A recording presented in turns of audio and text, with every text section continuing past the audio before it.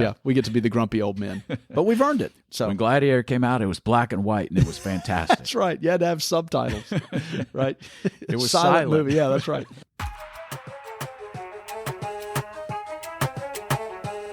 Hey, this is the Season 3 intro. Do you believe we're already on Season 3? I know. Isn't that weird? It seemed like we just got started. Yeah. Well, I don't know. It doesn't seem like we take much of a break. About the time that we go a few weeks, Yeah. you know, one of us calls and is like, hey, we need to go ahead and start the next season. So, it doesn't seem like I'm off as long as I would expect it to be. Yeah, that's right. So what episode is this? Overall? Yeah. I'd have to look real quick. It's got to be like episode 42 or something. Okay. I think we will close in on 50 episodes this season. Yeah, so we ought to pass 50 this season. Yeah. Good. Yeah. All right. Practice makes perfect. I don't know if we're getting any better at it, but I'm getting more comfortable with it. You know, the first episodes we did, I would have notes laid out. I'm like, I want to say exactly the right thing. Yeah. And I think it's better when we're not so robotic and saying the exact right word. Feels a little bit more genuine. Yeah. So maybe we've gotten better at that. At least I went back feel more and comfortable listened with it. to one of the first ones we did about a month or two ago, just to be curious. And I was kind of cringing. I'm like, do I really want to do this? But I would say we definitely have gotten better. Let's just put it that way. But you know, it's that whole thing.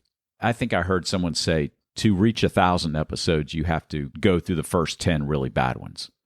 Oh, Right? sure. It doesn't matter who you are. Right. So, Yeah. Go back and listen to early episodes of any great podcast, and you'll find it a remember little the bit first? clunky. Have you ever rewatched the first episode of Seinfeld? Oh, yeah. It's terrible. Right. Right. It's terrible. In fact, that's one of those things that, of course, Seinfeld, we noticed that when it went to syndication, that they didn't have the first season. You know, they would just go straight to the second or third season. And I remember when the DVDs came out thinking, oh, wow, I've never seen any of these episodes. These are all new, you know. But it was season 1 that right, they tried season to bury. 1, and you're like, wow, these are terrible. Yeah. I mean, just they don't have the chemistry. The laugh track's not right. I don't They're know. It's all very flat affect. You know, Right, Jerry is not an actor, so you could kind of tell he had to grow into that role. Yeah, it's funny, Kramer but wasn't Kramer. He was just kind of, Anyway. So, maybe we do kind of get in the swing of things. they figured it out. Yeah, there you go. So I don't know where we're at on the journey, but it feels more comfortable doing We it. are where we are. Yeah, and we're face-to-face today, so that's helpful. Yeah, that's another good thing. Yeah. So it's the holidays while we're recording this. We're at the same house. We're at Mom's house. Yep. And in between fixing all of her stuff. Yeah, and turkey tonight, so we got the classic. We're going to try and get some episodes recorded here. Yeah, so here we go. This will work. What do we got for season 3? Yeah, well, so we did this last year, the beginning of last year, and I think at least it's a fun exercise for me to do we're calling this a season 3 preview, but take a look back at a couple of things that were influential or shaped our thinking. Yeah. And then we'll do a little preview about here's what we're going to talk about season 3. So who knows how long this will be? 10 minutes or 2 hours. 10 minutes, 2 hours, somewhere between We tend to go 2 hours. Yeah. So we did this last year. It's kind of an episode 0, if you will. Right. Before we really jump into the topics. But yeah, I thought it would be a cool thing to talk about. Well, I'll throw it out to you. Like last season, okay? Was there an episode or a series we did that you thought, man, I really enjoyed that? Yeah, I always enjoy the Stranger Things episodes just because I'm kind of wired that way. Yeah. But man, I loved the Judges series. Loved it a lot Agreed. more, than I thought that I would when we kind of had the idea of, hey, let's dig into Judges. Yeah. But we kind of sat in St. Pete one night and just kind of threw the idea out of, hey, you want to kind of break down Judges? Yeah. And, you know, we had our ideas of what Judges was about. But then when we started having that conversation, I was like, oh, this could be really good. And I think it turned out great. It's one of those things that I actually have lots of conversations with other people about the book of Judges because it's kind of a little bit of a head scratcher to a lot of people. Right. Outside of the main stories of Samson and Gideon. The rest of it, it's almost like people are afraid to look too much into it because it's such a strange... Yeah, a good way to say it is, because I agree with you, if you said what was your favorite topic from last season, I would say Judges just because I still continue to think about it. We're even doing some writing about it. Yeah. Who knows? This may turn into a book or something. Yeah. It'll be Navigating Ancient Faith's first book. Yeah, hopefully. Right? So a good way to think about it is it's almost like Judges makes you, confront all of the fears or hesitations, that's not the right word, that you have about Scripture. Yeah. Right? No, I think you're right. Because it's like, okay, so if I believe XYZ about Scripture, and then you go read Judges, it kind of really challenges all that. And you have to wrestle with this idea of, what am I reading? Is this history? Right. Is this mythology as we talk about it? Is it some combination of it? Like, what's going on here? Because there's a lot of weird stories in Judges. Yeah. And you've got to figure out how you're going to read this. And one thing, I'm completely comfortable now reading the book of Judges through the lens of myth. And again, we say this every time. I'm not saying that the whole thing was a myth, but having that lens of the mythic way of translating something, when you understand it, it's so clear in Judges that it seems self-evident that you're almost kicking yourself saying, why did I let this bother me for so many years? Yeah. Right? Yeah. You know? Exactly. Yeah. Yeah. And so we've talked about this. Maybe you can't do this to every book in the Bible, but there are certain books that you certainly can view through that lens and draw more out of it. You dig and you really find something special. And so I think one thing that out of that series, what I got was a new way of translating some of the primarily Old Testament scripture stories that seem to be a little bit like, why would they explain something this way? Or why would they describe something this way? And when you have that mythic understanding, and like I said, I really think we unraveled pretty much everything in Judges as far as where I'm comfortable with any problematic parts of that book. I'm comfortable with it now, viewing it through that lens. And once you do that, I don't know, it's sort of like we were saying at the beginning, maybe we're better at podcast 50 than we were at podcast number 1. Well, Judges feels like the same way. I think I'm better at reading Leviticus or Exodus, having read Judges and understanding that. You see what I'm saying? Sure, It helps me see it a different way, and it helps me untangle some difficult parts of the Bible. Is almost like the advanced class in how do you read this in such a way that makes sense? Because once you get Judges down, you can go back to any book of the Bible. Right. Yeah. And start to see the patterns and start to be comfortable with, okay, they're telling their history here, but they're telling it in a way that conveys a lot more meaning than if you just gave the facts. You've used this example before, what you ate for breakfast. Well, nobody cares, right? Right. But there would be a way to tell that in the bigger sense of a story that might convey a lot more information than what you had for breakfast this morning. If I were to break down the narrative of your life, it may not be exactly accurate, but what I would be doing is pulling certain stories about your life to convey a larger narrative arc. And that's clearly what Judges is doing. And when you get hung up with, like we talked about, the specific years, the time frame doesn't seem to work out right. The timeline doesn't feel exactly accurate. And so once you understand that and you say, okay, think about it as a narrative arc and as a storytelling device, and it can also be true, but that it's crafted and shaped a little bit to convey a larger idea through the stories of the Judges, the period of the Judges. Yeah. And you understand the Bible a lot better. And I think both you and I are reading a book right now, or I'm still trying to get through it, but it's a book called Greek Myth and the Old Testament. Right.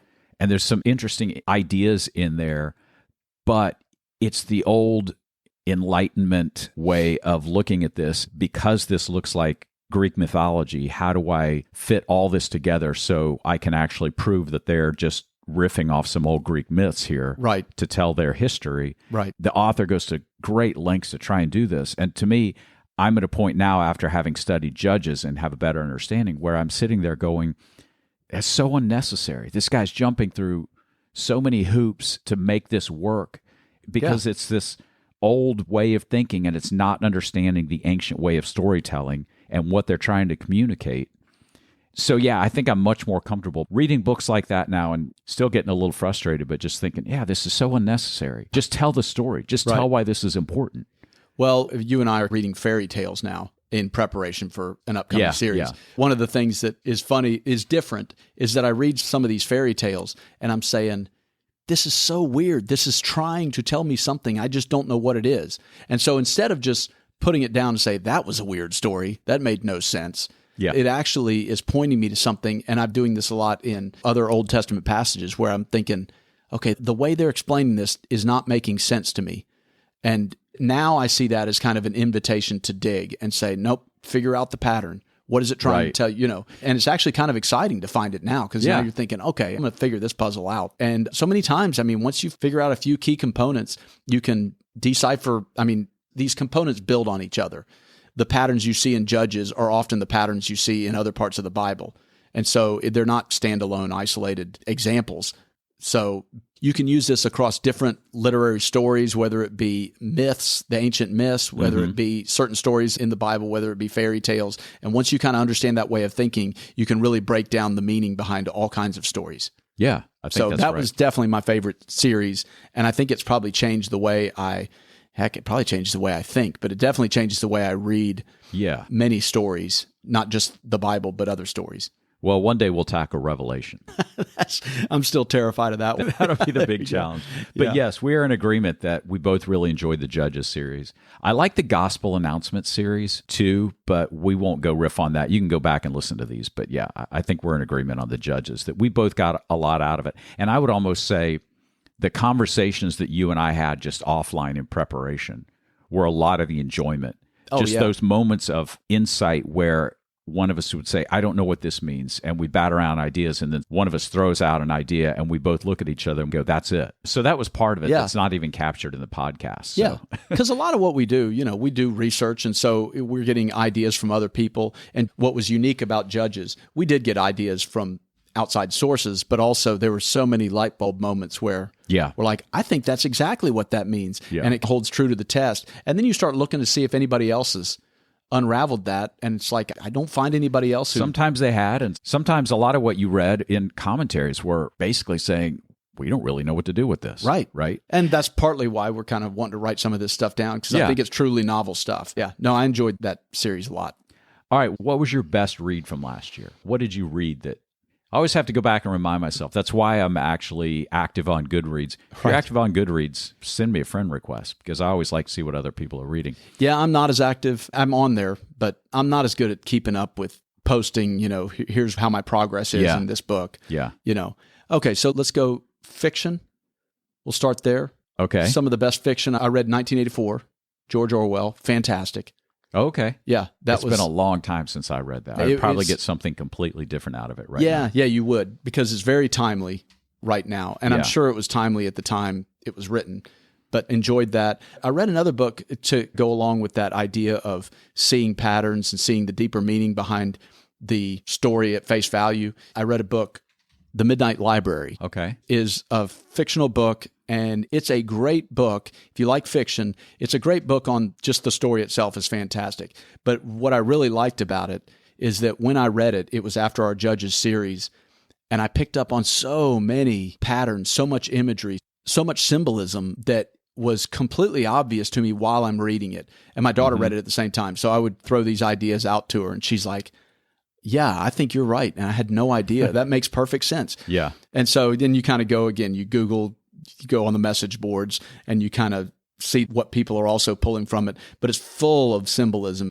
It's just a lot of patterns and a lot of imagery that you can draw out of the book. So it made the book interesting for that reason. Okay. Yeah, what about you? You don't read much fiction, do you? Well, I do. Okay, so, it is fiction. So it's the Odyssey. Oh, yeah, sure. And first time I really read through it, and there's going to be a theme all through what we say, probably this episode.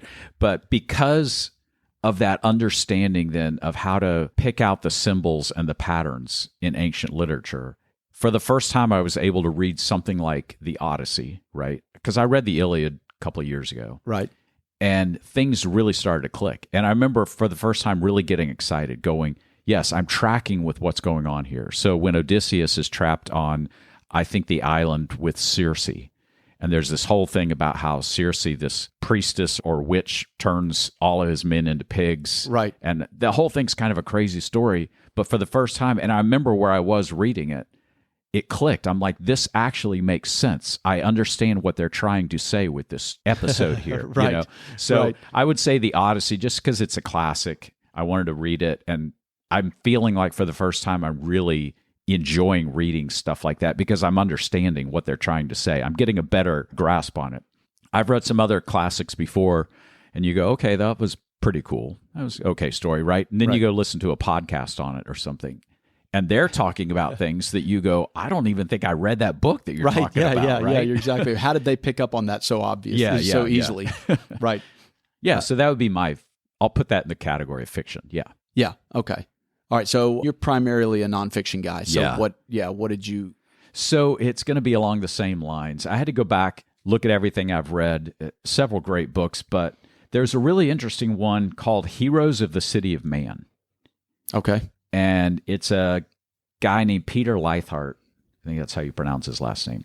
But written pretty recently. And it's funny because it's written as a way to introduce high school students to ancient literature. Oh, okay. That's cool. But I'm sitting here reading this and I'm like, this is fantastic. I wish I had read this in high school. Yeah. He puts out there really the whole idea is why Christians should read ancient literature.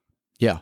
And it's really fascinating. He's like, this is essential reading. You should be reading this stuff, right? You should be reading the Greek myths. You should be reading Plato and Socrates. And I've read a couple books along those lines this year. I've heard some podcasts about how the early church fathers, a couple of those early church fathers were insistent that you should read this stuff. Right. You know? Yeah. And so it's fascinating because sometimes I think in modern day, we wrestle with, should I be reading this? You know, if it's not Christian or categorize it as pagan. Right. And from early on, Christians were in agreement. Well, maybe not in agreement, but there were a lot of Christians who were saying, we can learn so much from this. You should read it. Well, to your point, what we were just talking about in the book of Judges, when you understand some of these patterns and when you see it in other ancient literature and you educate yourself on the proper way to read these ancient stories, that adds so much color and flavor to the way you read so many of the Old Testament stories because they're written the same way.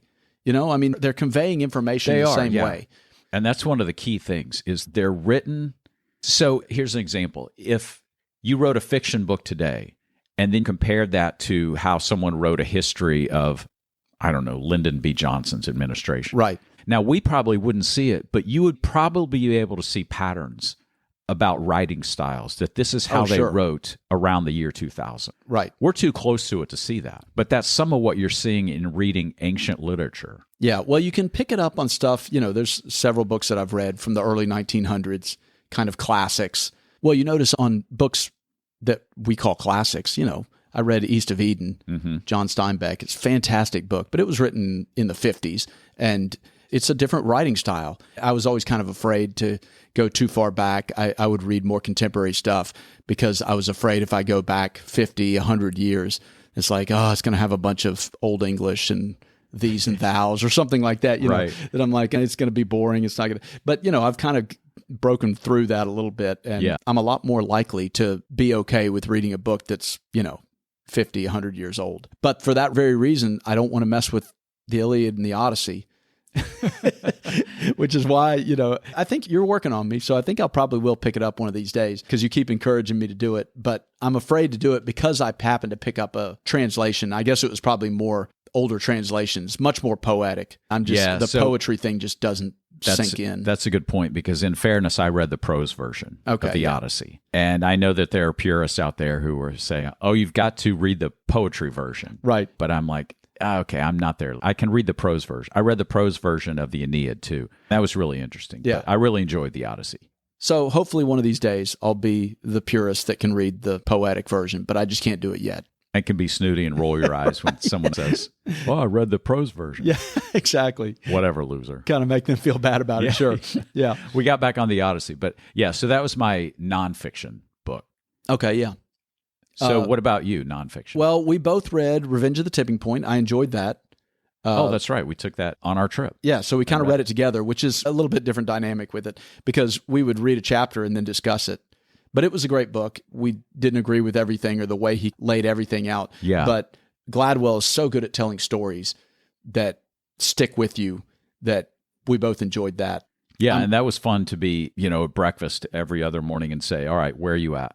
Yeah. Let me know when you finish that chapter. Yeah, I think that's what made that so enjoyable. I'm reading a book right now, nonfiction called Nexus, and it's by Yuval Noah Harari, same guy who wrote Sapiens. I read that. Yeah. And he is so good at laying out big ideas. And so it's sort of about information systems and AI, kind of to our Stranger Things episode. Yeah. He mentioned several things. I'm like, oh man, I wish I would have taken that angle on the episode. But in any case, what he's really good at is taking the idea of information and going all the way back to the Stone Age and saying, how do we communicate? How do we convey information? And he's got some pretty fascinating concepts, but it's worth reading. I'm almost done with it. So basically, I've got the gist of the entire thing down. Yeah, that would be interesting because we talk about, last episode, we talked about Tower of Babel. Yeah. And how that's technology, right? Yes. Yeah.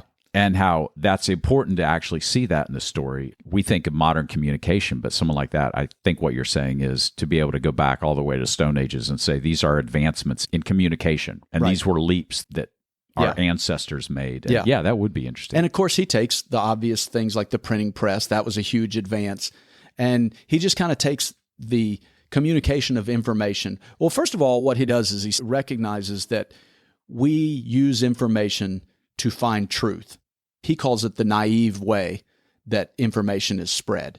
And he says the more nuanced way that you can understand it is that, yes, we use information to find truth, but we also use information to create order. And so he says it's actually a tension between this idea of truth, or maybe you could call it meaning and order, and how we use information to either get wisdom out of it or gain power from it. That's kind of his overall theme throughout the book. And of course, he talks about ancient days. He talks about pre-biblical eras. He talks about the Roman era and the way that information is used and spread to either create order. And sometimes that's done by the spreading of mythology, monsters, that type stuff, because we got to create order, and the way to create meaning. So anyway, it's actually a much deeper book than I thought it was going to be. I thought we were going to be talking about AI, and he definitely gets into that. I imagine he gets into the Roman road system. Oh, yeah. Yeah, I could see where he'd go with that. Yeah, he just does a great job at kind of laying it out. One thing that is interesting that was helpful when I kind of thought about it this way is he talks about this tension between mythology and bureaucracy. And if you want meaning out of something, you want to lean toward the mythology. And that's where the Greek myths came. Yeah. But if you want to establish order, you have to lean toward bureaucracy. It's funny because we've talked about this in different words. Yeah. But we kind of talk about maybe political parties. One political party has a better story than another. It doesn't matter if you agree or disagree, but whoever can capture that story better in this most recent presidential race, whoever has a better defining story is more than likely the one who's going to win. Sure. At its essence, whoever's telling the better story is going to capture people's imaginations. Yeah.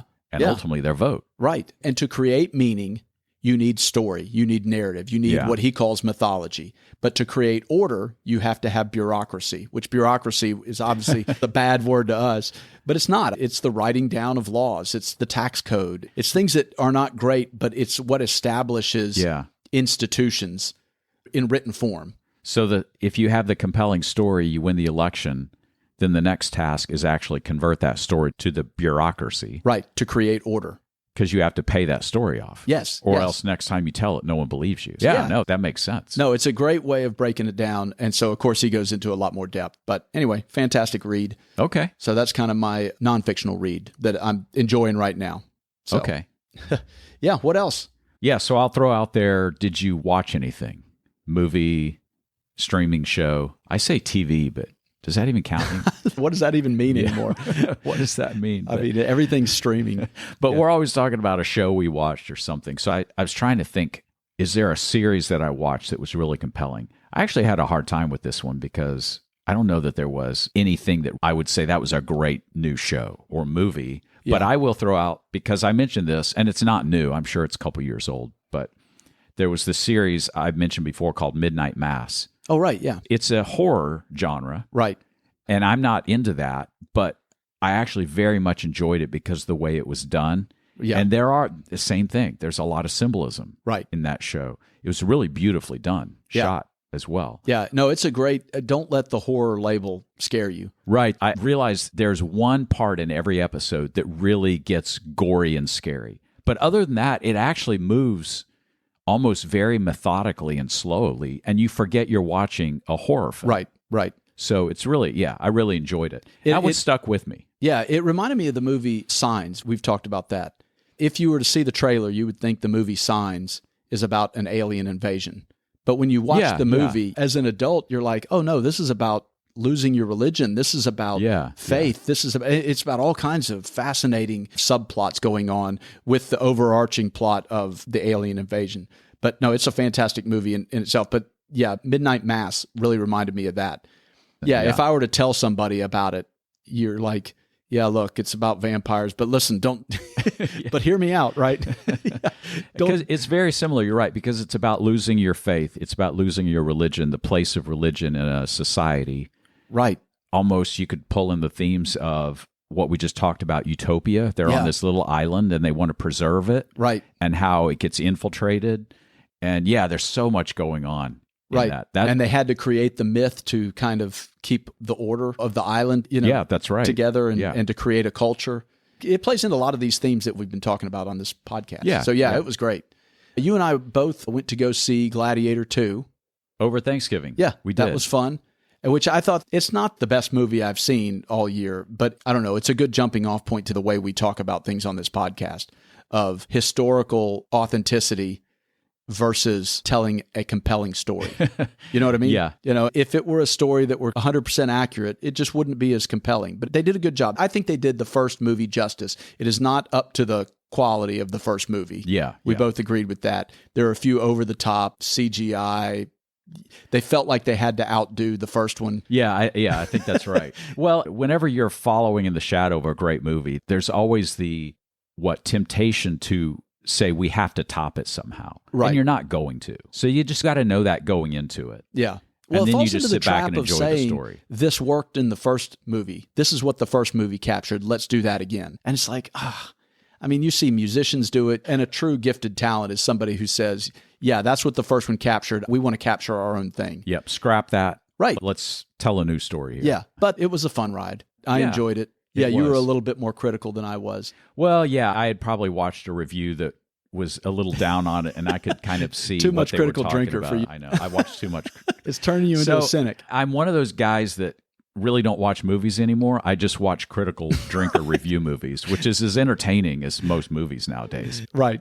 So, yeah, that's happened to me a couple times. My wife will say, "Oh, hey, this movie's coming out. You want to watch it?" And I'm like, "Nope, I've heard too much about it. Bunch of woke bull. I don't want it. Yeah, I'm not giving my time to that. Right. And then I just look like a jerk. Then you watch it and you go, well, that wasn't bad. Yeah, maybe it wasn't as bad as I thought.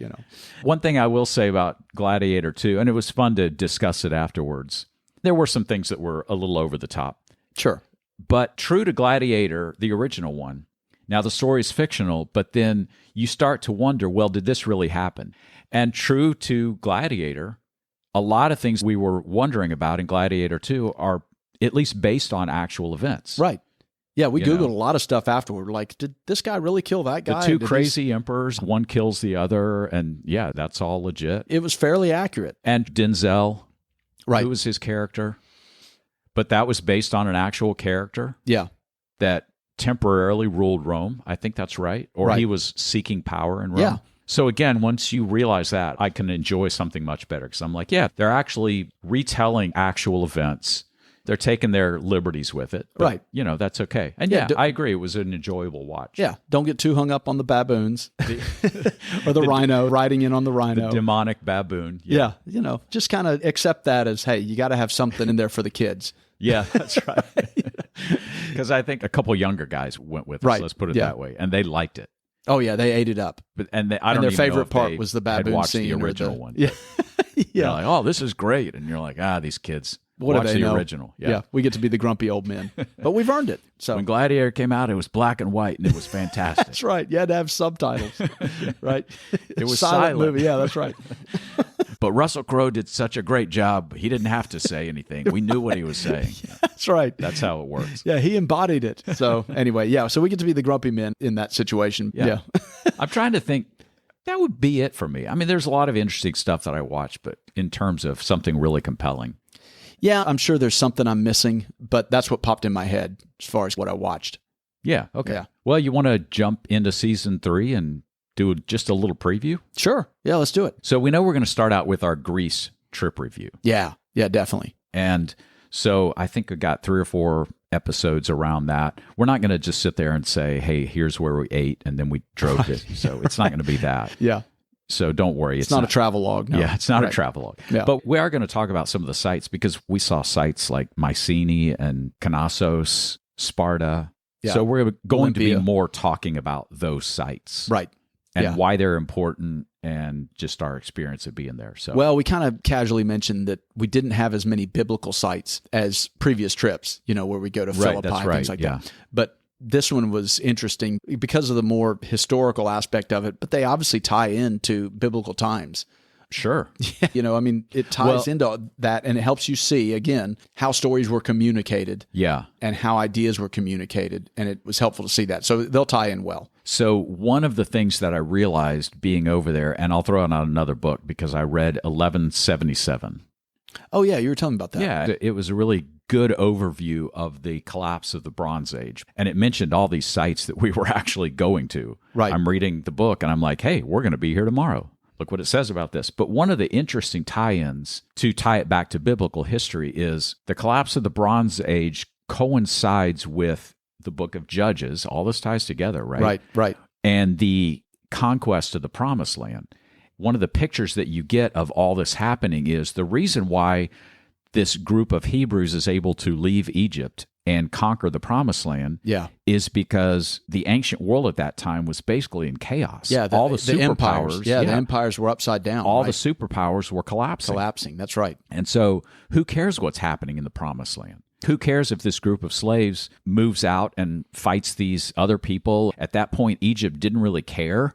They didn't have this stranglehold on the Levant area of that time. Yeah. And the Hittite kingdom had fallen. So it all ties together. And it's just interesting to me that this was the perfect moment for the Israelites to leave Egypt and establish a presence in the Promised Land. Yeah, when you know what's going on historically, you realize that this is the only time that this could have happened. Right. That Egypt would have never let them leave had this not been the case. Or 100 years earlier, and they would have wandered right into Hittite territory or something. End of the story, right? Later on, the Sea Peoples would have had a firm grasp of that whole region, and it was just fascinating. Yeah, knowing how all that ties together is super interesting, and the sites that we went to kind of painted that picture for us, just like the biblical sites painted the picture for the biblical narrative, right? Yeah. So we're going to talk about the Greece Strip.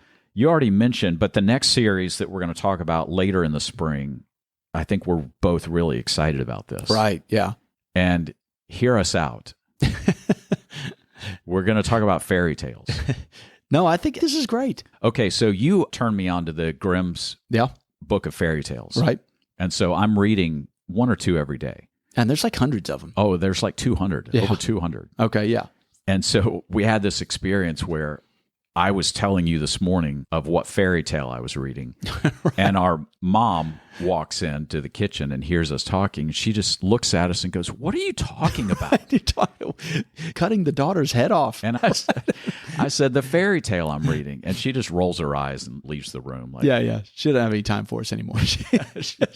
Look, if we're 50 and she can't have any more control than she does, then just where did I get there? Yeah, that's 50 and they're reading fairy tales. But it is helpful to see the meaning behind a lot of the fairy tales. And we'll talk about ones like Red Riding Hood and some others that everybody kind of knows by heart. But then you kind of break them down and you see that it's telling a deeper story. And a lot of times it's a much deeper story about human nature, about relationships, and they're just as applicable, as absurd as they are sometimes, they're just as applicable to our relationships and the way we live today. Yeah, and they are enduring stories. You look at the Grimm's brothers, they went around and actually collected all of these folk tales. Right. They didn't write them all. Right, they didn't write them all. They sort of rewrote them. And what's interesting, too, is we think of the Disney versions of some of these. Right. And the real versions are actually, I've read some that I'm sitting there thinking, where's this one going? Pretty hardcore. I wouldn't read this to my kid. Right. Red Riding Hood's pretty rough. Yes. And there's one in particular, we'll get to that probably in the series. But yeah, they're enduring stories for a reason. Yeah. For the same reason that myths are enduring stories, that the Bible are these enduring stories, because they capture something much deeper about being human, the human psyche. And so these stories aren't just handed down because they're fun little stories. It's because when you actually understand them, they're speaking something very deep about what it means to be human. Yeah, they speak to you before you understand how it's describing reality. Right. But there's something about the stories that you listen to, and it's like, yeah, that's kind of out there, but there's something that resonates. And you don't exactly know what it is. You don't know why. Right.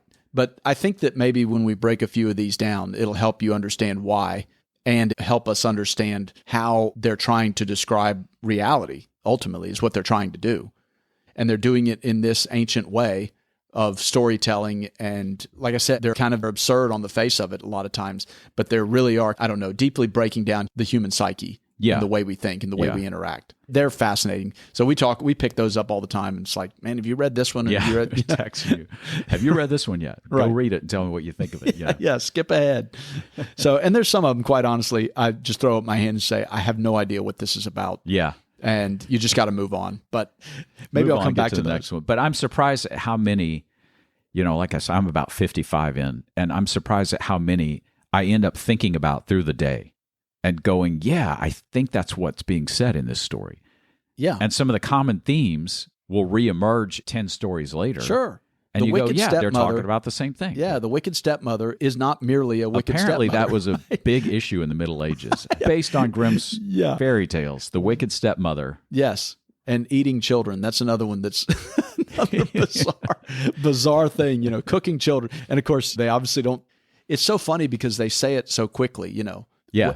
Wait, back up. What did you just say? Am I to understood? They just put the child in the pot and made a soup out of, and they just casually mention it, but it's because it has a deeper meaning behind it. Yeah. Yeah. So anyway, I'm looking forward to that. That'll be a lot of fun. Yeah, I am too. We're going to unpack a couple of these stories, and we're still talking about this, but we're going to tie it into maybe some of the parables of Jesus. Yeah. Undecided to be determined here. And yeah, we'll explain how those two fit together. Because the parables are clearly not meant to be true accounts of something that happened. They're not literal stories. They're the same thing. Right. They're a story that's meant to stick with you as you go throughout the day, a day later, maybe a week later, it dawns on you and you go, yeah, maybe that's what sense. Jesus was talking about. Right. Yeah, exactly.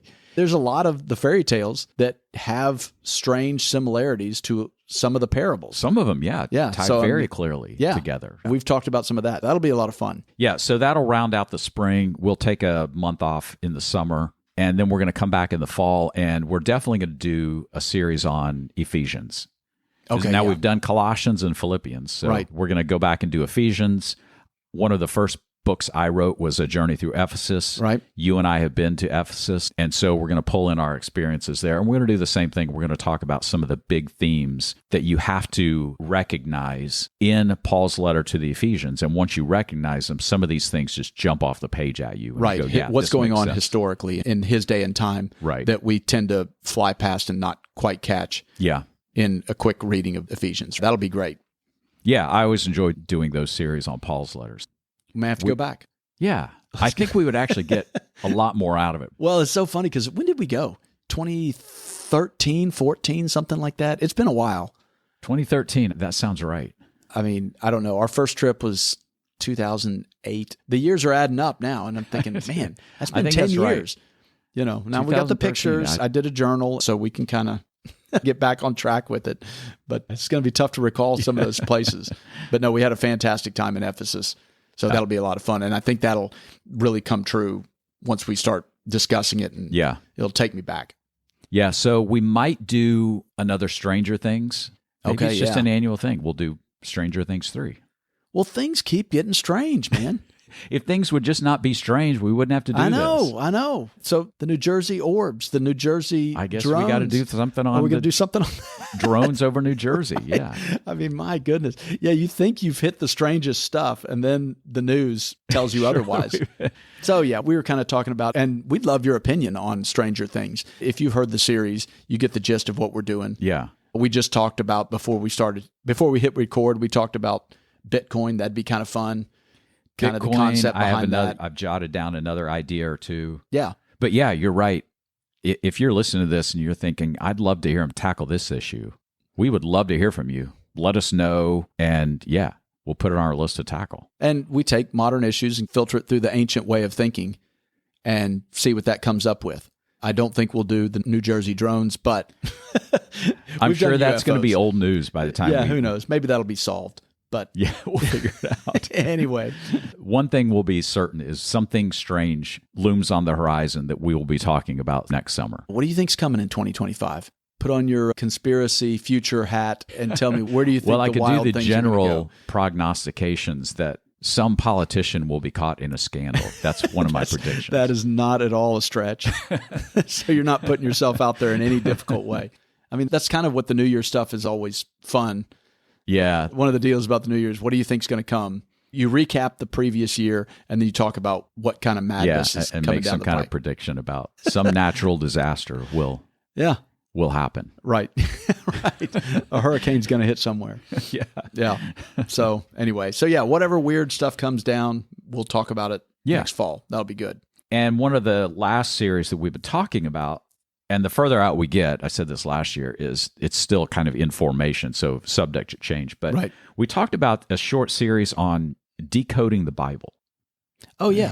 We talked about what are the different genres in the Bible. Are we supposed to read them all the same way? Is the Bible to be taken literally?